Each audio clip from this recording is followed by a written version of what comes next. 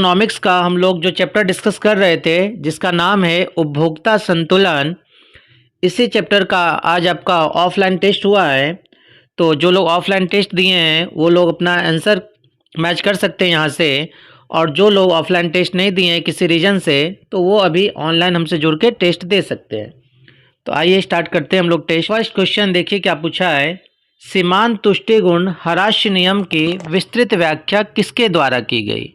गोशेन के द्वारा, फ्रेडरिक के द्वारा, मार्शल के द्वारा या फ्रेजर के द्वारा? बताइए यहाँ क्या पूछा गया है। सीमांत उपयोगिता हराश्य नियम, बताइए किसके द्वारा दी गई थी? इसका आंसर होगा ऑप्शन नंबर ग, मार्शल के द्वारा। क्वेश्चन नंबर सेकेंड, सामान्यतः किसी वस्तु का निरंतर प्रयोग करने से उसकी सीमांत उपयोगिता में क्या परिवर्तन आता है? बढ़ती जाती है, घटती जाती है, स्थिर रहती है या कोई नहीं? यहाँ क्या बोला गया हमसे कि वस्तु का निरंतर प्रयोग, जब भी वस्तु का लगातार प्रयोग करेंगे तो जो सीमांत उपयोगिता होगा वो हमेशा घटेगा। तो इसका आंसर होगा option number second. Question number third, एक वक्र जिस पर सभी बिंदु उपभोक्ता को समान संतुष्टि प्रदान करते हैं उसे क्या कहते हैं?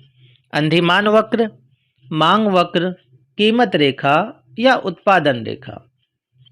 बताइए इसे क्या कहते हैं? इसे कहा जाता है ऑप्शन नंबर फर्स्ट, अंधिमान वक्र।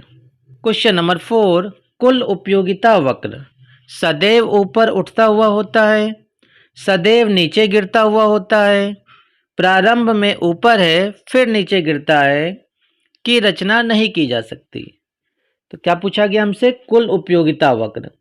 कुल उपयोगिता वक्र जो होता है वो स्टार्टिंग में तो ऊपर जाएगा, उसके बाद क्या होगा? नीचे गिरेगा। तो इसका आंसर होगा ऑप्शन नंबर ग। क्वेश्चन नंबर 5, एक अतिरिक्त इकाई के उपभोग से मिलने वाली उपयोगिता को क्या कहा जाता है? कुल उपयोगिता, औसत उपयोगिता, सामान्य उपयोगिता या सीमांत उपयोगिता? जब भी बात करेगा अतिरिक्त इकाई का, ध्यान रखिएगा, अतिरिक्त इकाई की जब भी बात किया जाए तो ऐसी उपयोगिता को जो कहा जाता है उसका नाम है सीमांत उपयोगिता। Option number fourth. Question number 6, कुल उपयोगिता कब घटना प्रारंभ होती है?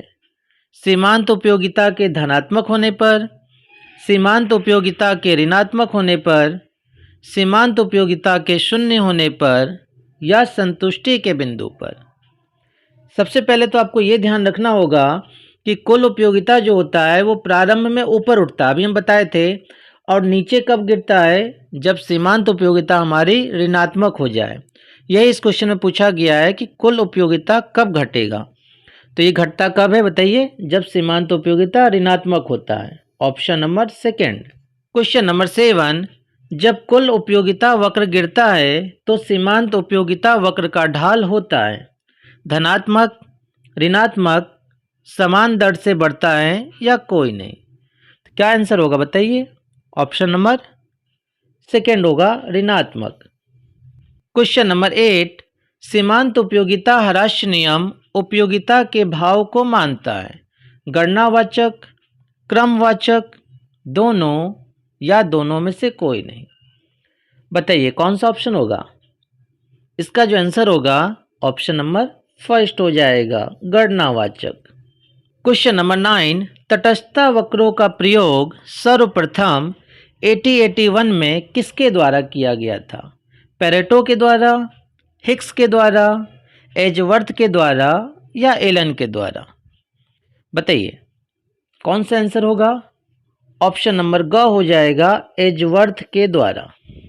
यदि आप क्लास 12th का किसी भी सब्जेक्ट का प्रिपरेशन करना चाहते हैं तो आप इसी चैनल से जुड़े रहिए, आपको अलग अलग सब्जेक्ट का इम्पोर्टेंट MCQ करवाया जाएगा। कल से आपको बिजनेस ऑर्गेनाइजेशन का एक चैप्टर है जिसका नाम है संगठन। इस चैप्टर से रिलेटेड इम्पोर्टेंट MCQ का तैयारी आपको इसी चैनल पे करवाया जाएगा। क्वेश्चन नंबर 10, एक ही रेखा चित्र में बंटने तटस्थता वक्रों के समूह को क्या कहा जाता है? तटस्थता वक्र, तटस्थता मानचित्र, बजट रेखा या बजट समूह? तो इसे तटस्थता मानचित्र कहा जाता है। Option number second. Question number 11, कुल उपयोगिता उस समय घटती है जब सीमांत उपयोगिता हो जाती है। धनात्मक, ऋणात्मक, शून्य या स्थिर। क्या हो जाती है बताइए? ऋणात्मक हो जाती है। Option number second. Question number 12, उपयोगिता मापन विश्लेषण का गणनावाचक दृष्टिकोण किसने प्रतिपादित किया? मार्शल, हिक्स, एडम स्मिथ या रिकार्डो?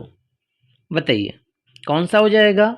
ध्यान रखिएगा यहाँ पे क्या पूछा गया है? गणनावाचक दृष्टिकोण। इसका जो आंसर हो जाएगा गणनावाचक में, option number first, Marshall. Question number 13, उपयोगिता मापन का क्रमवाचक दृष्टिकोण किसने प्रतिपादित किया? जब गणनावाचक पूछेगा तो क्या आंसर हुआ है? मार्शल। लेकिन यहाँ क्या पूछा गया है? क्रमवाचक। तो क्रमवाचक में बताइए कौन सा होगा? मार्शल, हिक्स, सैमुएल्सन या पिगू? क्रमवाचक में हिक्स होता है। Option number second. Question number 14, एक उपभोक्ता की मांग को प्रभावित करता है। उपभोक्ता की आय, वस्तुओं की कीमत, बाजार में अन्य वस्तुओं की कीमत या सभी? बताइए मांग को कौन सा प्रभावित करता है? ये सारे ही प्रभावित करते हैं। ऑप्शन नंबर फोर्थ हो जाएगा। क्वेश्चन नंबर 15, उपभोक्ता की बजट रेखा अपने स्थान से खिसक जाती है जब उसकी किस में परिवर्तन हो? इनकम में, मांग में, जीवन स्तर में या प्राथमिकता में? तो ये कब खिसकेगा बताइए? जब उसके इनकम में परिवर्तन हो। ऑप्शन नंबर फर्स्ट हो जाएगा। क्वेश्चन नंबर 16, उपभोक्ता की आय में वृद्धि होने के साथ साथ निकृष्ट वस्तुओं की मांग वृद्धि होती है, गिरावट होती है, स्थिर रहती है या अज्ञात रहती है? यहाँ क्या बोला गया? निकृष्ट वस्तु। निकृष्ट वस्तु का मतलब होता है घटिया क्वालिटी की वस्तु। तो जब भी व्यक्ति की इनकम बढ़ता है तो वो घटिया क्वालिटी की वस्तु में क्या करेगा? कमी करेगा। ऑप्शन नंबर सेकंड हो जाएगा। क्वेश्चन नंबर 17, यदि सीमांत प्रतिस्थापन दर निरंतर स्थिर रहे तो अंधिमान वक्र एक्स अक्ष के समानांतर होगा, नीचे की ओर ढलवा होगा, नीचे की ओर ढलवा उत्तल होगा या नीचे की ढलवा सीधी रेखा में होगा? तो बताइए इन चारों में से कौन सा लग रहा है? इसका आंसर होगा ऑप्शन नंबर 4, नीचे की ढलवा सीधी रेखा में होगा। क्वेश्चन नंबर 18, सामान्यतः एक अंधिमान तटस्थता वक्र बाएं से दाएं ऊपर को उठता है, वाई अक्ष के समांतर होता है, मूल बिंदु के प्रति उत्तल होता है या मूल बिंदु के प्रति अवतल होता है? कौन सा होगा बताइए? ऑप्शन नंबर थर्ड हो जाएगा, मूल बिंदु के प्रति उत्तल होता है। क्वेश्चन नंबर 19, गोसेन का प्रथम नियम कौन सा है? मांग का नियम, सीमांत उपयोगिता ह्रास्य नियम, सम सीमांत उपयोगिता नियम या मांग की लोच? गोसेन का प्रथम नियम की बात करता है तो हो जाएगा इसका आंसर ऑप्शन नंबर सेकंड, सीमांत उपयोगिता ह्रास्य नियम।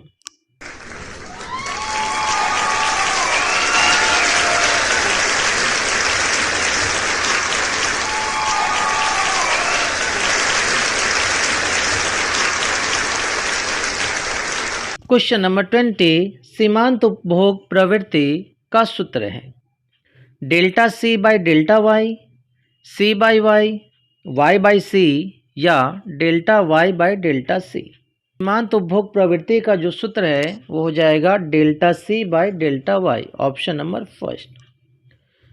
तो आज का टेस्ट हमारा कंप्लीट हुआ।